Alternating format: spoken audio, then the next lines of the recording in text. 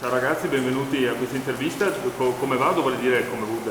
Buddha molto bene in questa bella giornata di sole a Stravento. Conegliano ci sta offrendo il migliore dei suoi tempi per accogliere i Los Masadores. Grazie Conegliano.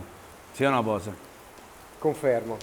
Questo è il primo di diversi concerti che farete. Come sarà appunto il prossimo questo concerto e questo disco? Questo concerto è la presentazione del nuovo album Estate Ignorante. Come si può ben vedere, l'estate è già partita, il nuovo album dei Los Masadores.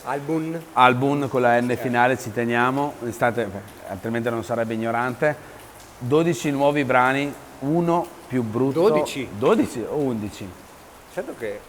Vabbè. 11 o 12 nuovi brani. 11 e mezzo. 11 e mezzo, uno più brutto de che altro. Perché noi vi vogliamo bene, quindi è nostro compito Dal cuore. fare le cose fatte male.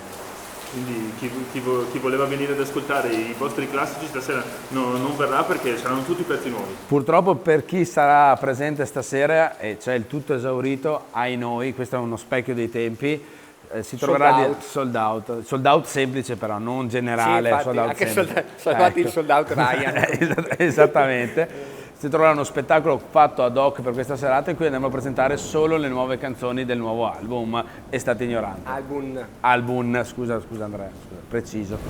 È tantissimo il successo che state ricevendo. Quanti sono i fan che vi seguono? 73. 73. Eravamo 74, ma uno Arduino era del 12, quindi comunque 73 fan in tutto il Triveneto. Una roba mondiale. Qualcuno di questi fan sarà anche quindi lettore di QDP News. Facciamo un saluto ai lettori della redazione. Ma certamente, salutiamo tutti i lettori di QDP News, che vuol dire quartiere del Piave se non sbaglio. Io invece volevo salutare solo le lettrici. Le lettrici, e io saluto i lettori di QDP News. Ciao ragazzi, continuate a leggere QDP News.